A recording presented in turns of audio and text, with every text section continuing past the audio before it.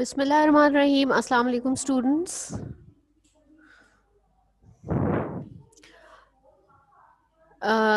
Today we will do the written work. We will start with the written work of your story Hamlet. We have already done the story Hamlet in your previous online classes. Now, you have to turn to page number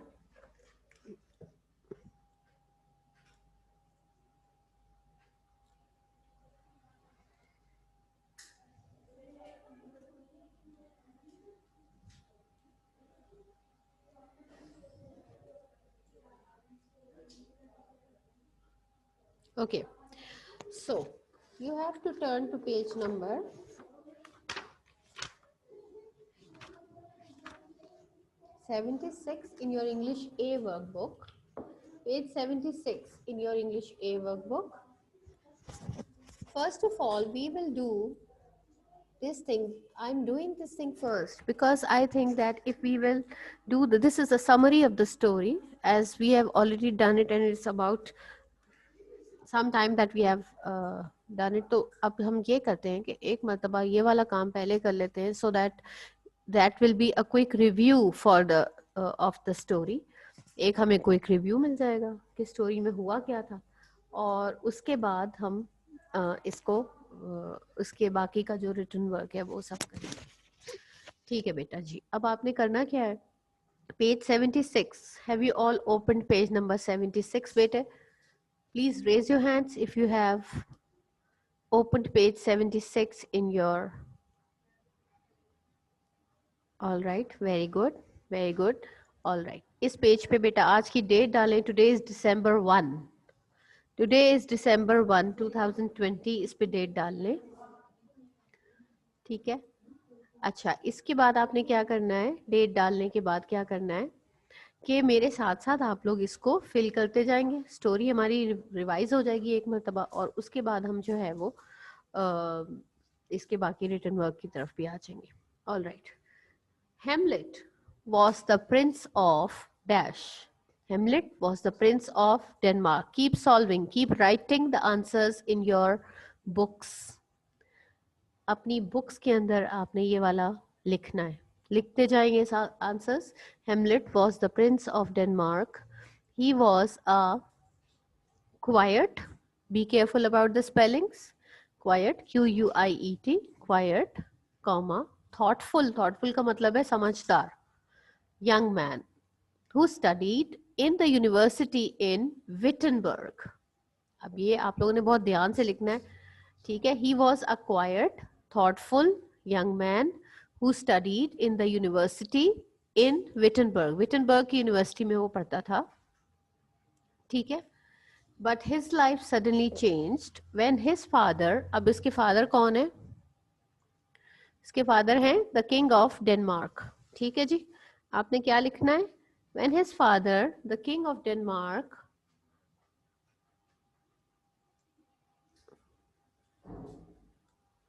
okay. Hamlet was the prince of Denmark. He was a quiet, thoughtful young man who studied in the university in Wittenberg. Wittenberg की spelling W capital होना चाहिए. Proper noun है ये. Wittenberg. But his life suddenly changed when his father, the king of Denmark, died. ठीक है. उसकी life बिल्कुल change हो गई जब उसके फादर जो कि डेनमार्क के किंग थे उनकी अचानक डेथ हो गई. Hamlet loved his father very much. वो अपने फादर से बहुत ज़्यादा प्यार करता था. So he became terribly upset. लिहाजा उनकी मौत पर वो बहुत बुरी तरह बहुत ज़्यादा वो दुखी हो गया, परेशान हो गया. ठीक है. He became even more upset when his mother. अब उसकी मदर का नाम यहाँ पे लिखना है. Queen Gertrude. Queen Gertrude. Gertrude, G-E-R-T-R-U-D-E. G-E-R-T-R-U-D-E. G capital होना चाहिए. Queen Gertrude married his uncle Claudius. उसके अंकल का नाम क्या था? Claudius. कैपिटल C से C-L-A-U-D-I-U-S. Claudius. Now क्या हुआ? एक तो वो बहुत अपसेट था और उसके बाद वो और भी ज़्यादा अपसेट उस वक्त हो गया जब उसकी मदर ने उसके अंकल क्लॉडियस के साथ शादी कर ली। Compare to the old king, यानी अगर उसको क्लॉडियस को इसके फादर से पहले वाले किंग के साथ कंपेयर किया जाता, Claudius was a dash dash man, foolish ugly. Claudius was a foolish ugly man. ठीक है, foolish ugly man. Hamlet never accepted him as his father, or because Hamlet did not like him actually. वो उसको बिल्कुल पसंद नहीं करता था, इसलिए वो उसको कभी भी उसने अपने फादर की तरह से एक्सेप्ट नहीं किया था। ठीक है, अच्छा जी, इसके बाद क्या होता है? इसके बाद ये होता है, one night the castle guards, castle मतलब कि महल, वन नाइट एक रात को क्या हुआ, ये जो कासल के गार्ड्स हैं, सॉ द डैश, क्या देखा था उन्होंने? किंग्स गोस्ट, किंग का गोस्ट देखा उन्होंने। हेमलेट, हेमलेट्स बेस्ट फ्रेंड होरेशियो, हेमलेट का जो बेस्ट फ्रेंड था उसका नाम क्या था? Horatio, HORATIO, Horatio told him about it, यानी होरेशियो ने हेमलेट को बताया कि कासल के गार्ड्स ने आपके फादर का गोश्त देखा है। ठीक है, okay, Hamlet talk to the ghost the following night, Hamlet ने अगली ही रात को क्या किया कि उस गोस्ट के साथ बात की, and he came to know, से ये पता चला that the king's death was in fact a murder, कि जो किंग की डेथ थी वो हकीकत में एक कत्ल था, मर्डर था, कमिटेड बाय क्लॉडियस, और ये किसने किया था? क्लॉडियस ने ये वाला मर्डर किया था। ठीक है जी, ही पोर्ड, कैसे कत्ल किया था?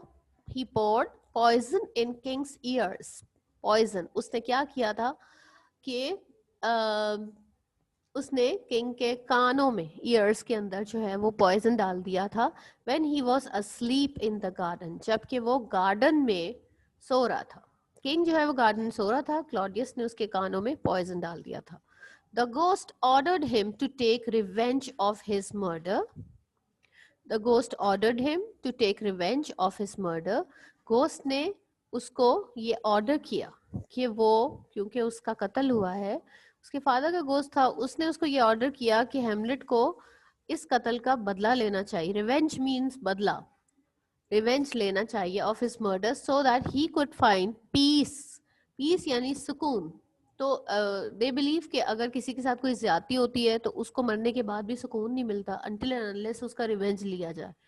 तो वो ये चाहता है कि हेमलेट जो है वो उसके कत्ल का रिवेंज ले ले ताकि उसको सुकून मिल सके, पीस मिल सके, PEACE, पीस। ठीक है, एंड गो टू हेवन, और जैसे उसको सुकून मिलेगा then he will go to heaven, heaven means जन्नत। ठीक है जी, जन्नत में, ताकि वो जन्नत में जा सके।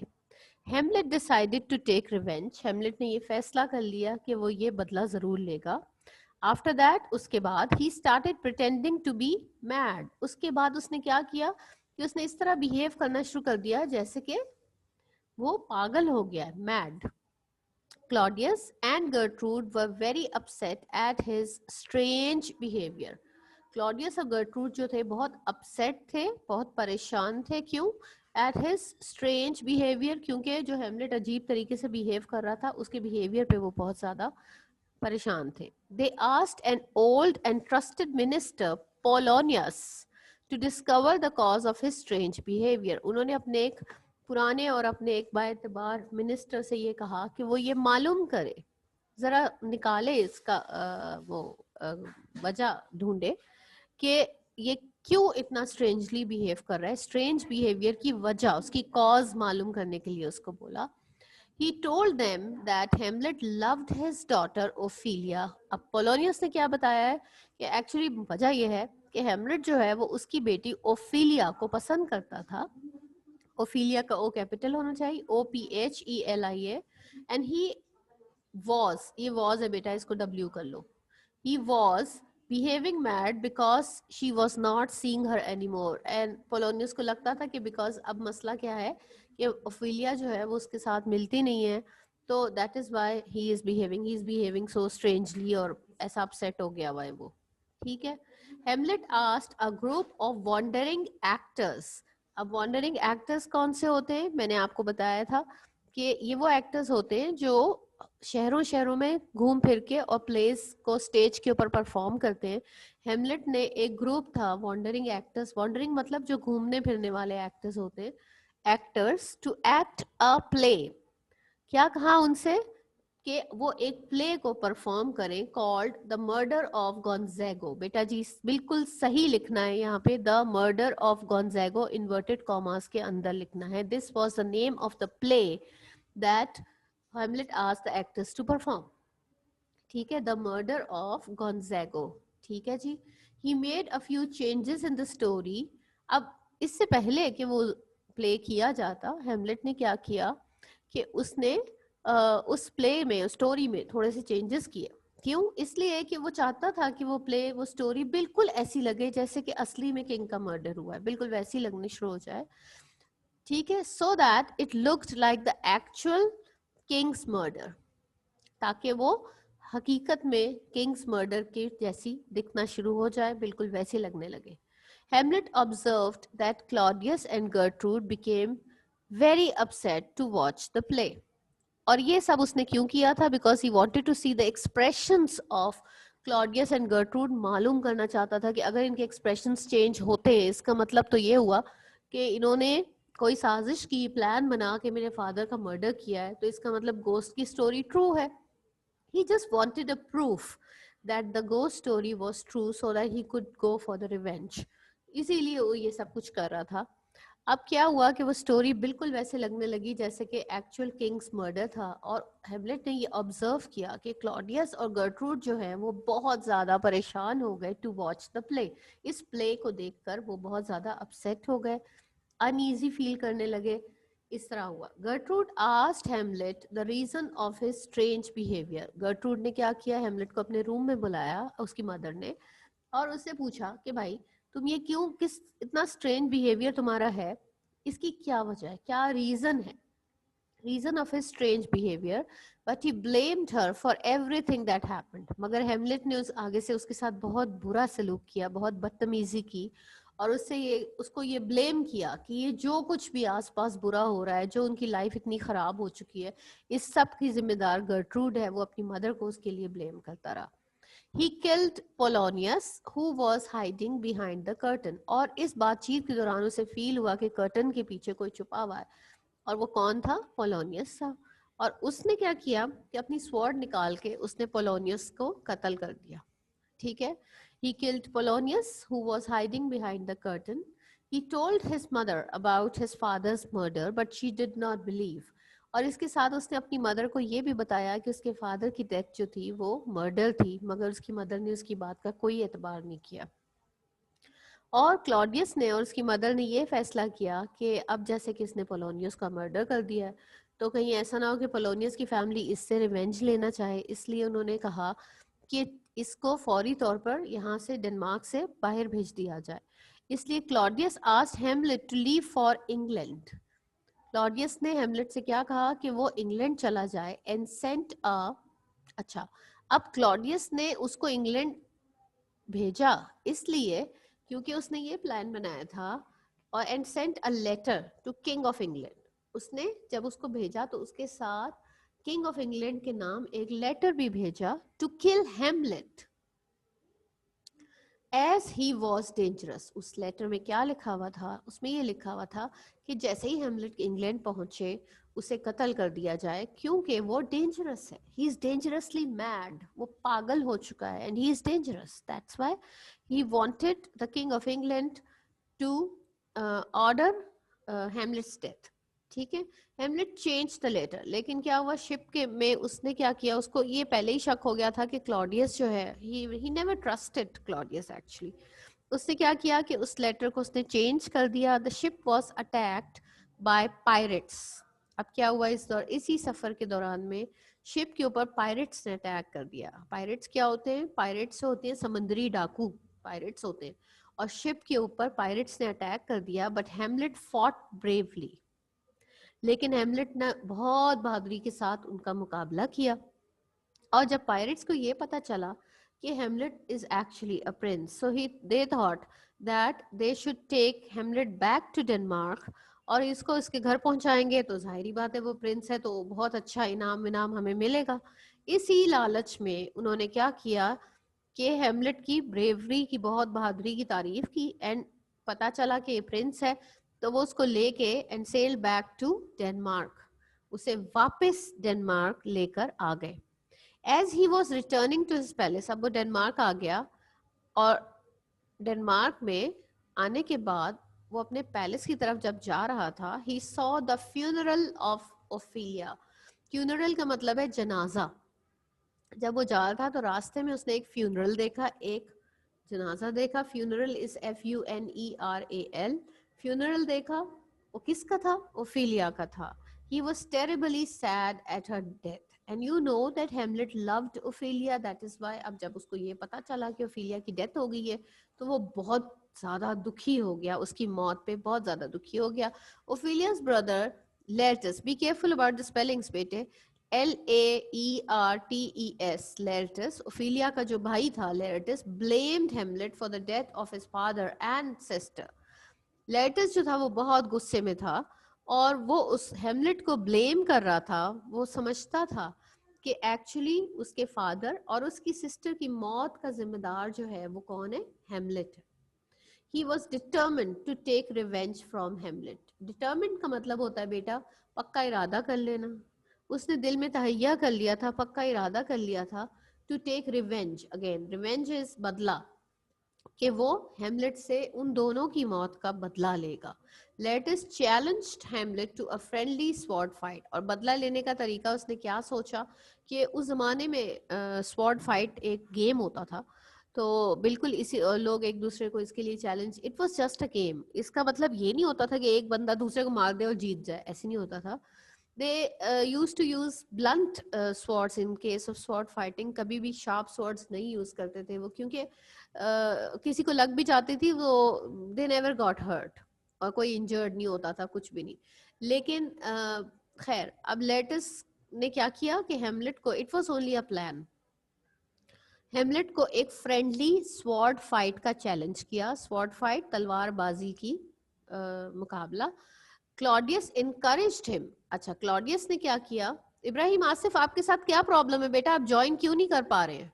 How many times you will request for to get you admitted? Okay, अच्छा अब क्या हुआ है जी? Claudius encouraged him. अब इस सारे प्लान में कौन उसका साथ दे रहा था? क्लॉडियस।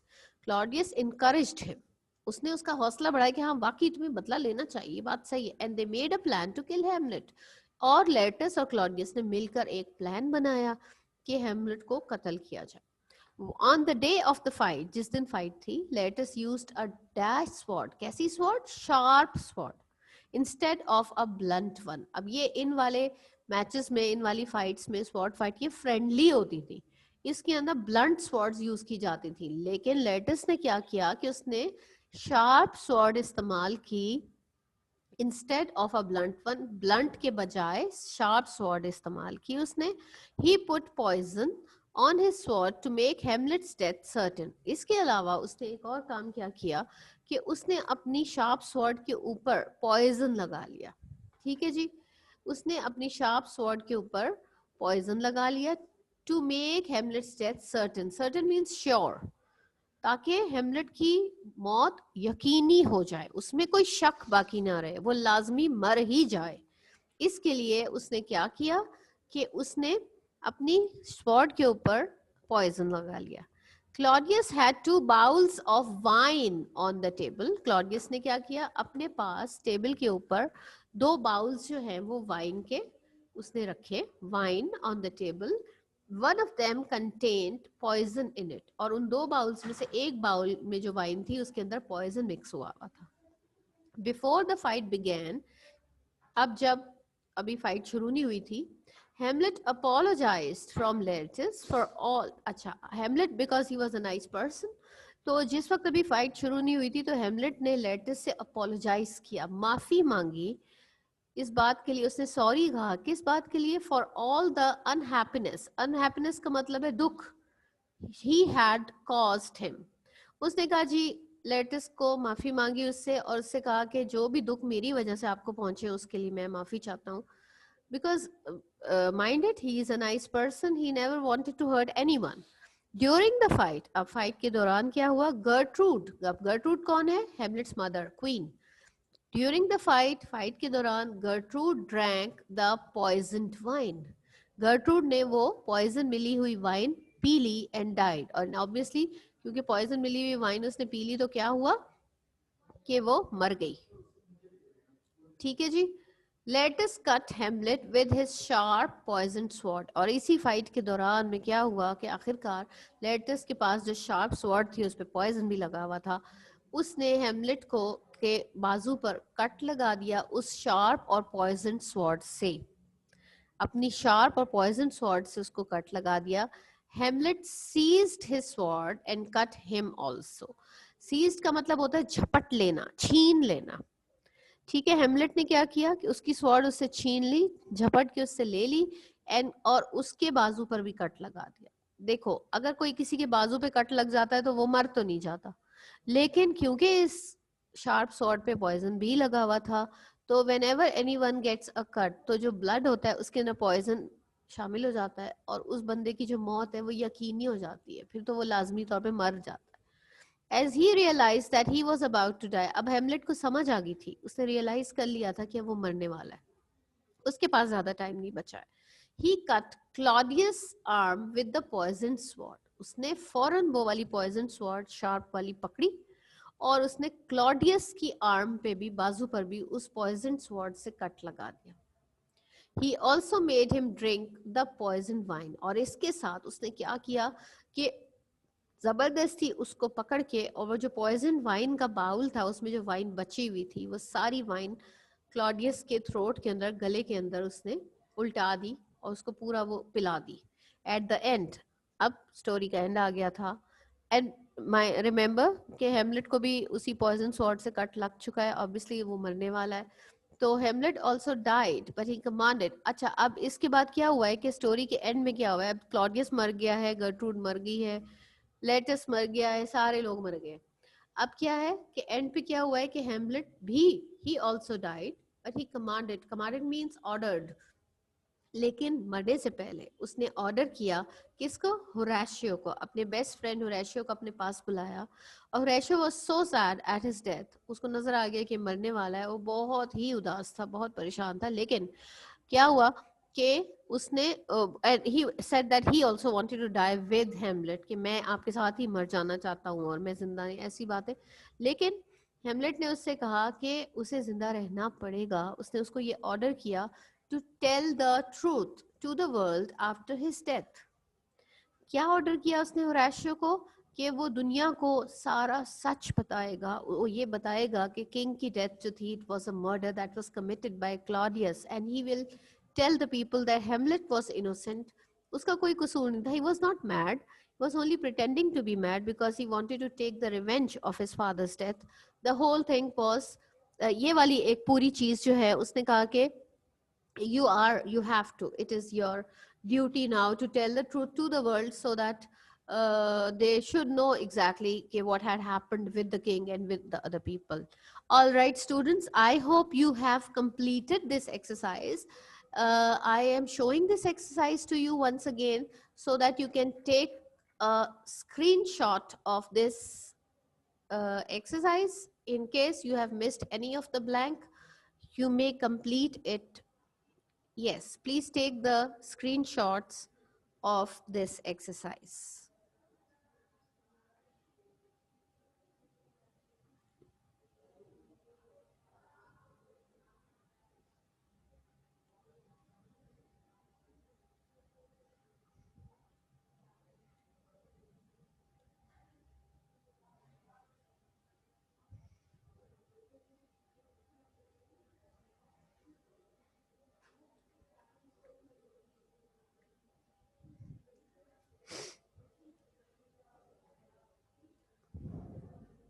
Is it done? सब बच्चों ने स्क्रीनशॉट्स ले लिए हैं बेटे? चलें जी. All right, that is all with the exercise for today. अच्छा, इसके बाद आज जो हमारी दूसरी क्लास होगी उसके अंदर मैं आपको इसके एमसीक्यूज करवाऊंगी और इसके साथ we will do the sentences of this novel, this story. अच्छा, अब sentences की story ये है कि अब हम लोग क्या करेंगे कि because we are doing it online, तो you will not make two sentences, you will make one sentence of each word. हर एक word का एक sentence आप लोग बनाएंगे, दो दो नहीं बनाएंगे. आपने क्या करना है कि I will show you the sentences, you will take the screenshot. वैसे साथ साथ मैं आपको रीड करती जाऊंगी. You can write it on your loose sheets first and then write it in your book again. ये आप कर सकते हैं, लेकिन ये इस तरह से आपने करना है. But this time you will not make two sentences of each word, you will make only one, right. अब ये वाली चीज जो है मैं आपको एमसीक्यूज करवा दूंगी. MCQs are not, that won't take that long, जल्दी जल्दी हो जाएंगे. और उसके बाद हम क्या करेंगे कि हम फौरी तौर पे उस पे आ जाएंगे सेंटेंसेस पे, ठीक है. And if you have seen your homework, उसके अंदर आपके पास हेमलेट के क्वेश्चन आंसर्स गिवन है. क्वेश्चन आंसर्स जितने भी 10 क्वेश्चंस उसके हैं, उसके आंसर्स जो हैं गिवन है वो फोटोकॉपी के अंदर. आपने क्या करना है कि अपनी बुक के अंदर वो सारे आंसर्स कॉपी करने हैं, लिखने हैं, और उसको लर्न करना है और फिर शीट्स पे लिखना है, ठीक है. So you have to do sentences question answers 2 times. अब ये वाली जो ब्लैंक्स की एक्सरसाइज है ये आपको शीट्स पे करने की जरूरत नहीं है, ये सिर्फ बुक पे कर ली बस खत्म हो गया काम. लेकिन सेंटेंसेस और क्वेश्चन आंसर्स जो हैं ये आपने बुक पे करने, साथ साथ आपने इसको शीट पे भी करना है, ठीक है. Because these are things that you, for that you need more practice, I guess. चले बेटे, for now this is all with the class for now, and see you at 2:45 once again, and we will continue with our work. Okay, thank you very much. Allah Hafiz.